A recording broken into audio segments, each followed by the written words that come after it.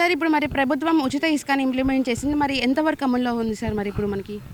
ఈ ప్రభుత్వం మరి అందరికి కూడా ఉచిత ఇసుక పథకం అనేది హర్షించదగ్గది. గత గవర్నమెంట్లో ఇసుక అందక భవన నిర్మాణ రంగం అంతా కూడా కుదేలైపోయింది. మరి ఈరోజు ప్రభుత్వం ఇచ్చే ఇసుక పాలసీ పూర్తి స్థాయిలో అమలు కావాలి. ఎందుకంటే ఆ ఇసుక విధానంలో అందరికీ అందుబాటులోకి తేగలిగితే భవన రంగ నిర్మాణం పెరుగుతూ ఉంటుంది. అందులో సుమారు అన్ని వర్గాలకు సంబంధించిన 20 నుంచి 30 వృత్తిదారులు, సిమెంట్ పని మేస్త్రి దగ్గర నుంచి ఎలక్ట్రీషియన్స్, ప్లంబర్స్, పెయింటర్స్, ఈ విధంగా ఒక 30 మంది రకాల కూలీలు మరి అన్ని చోట్ల బతికే పరిస్థితి ఉంటుంది.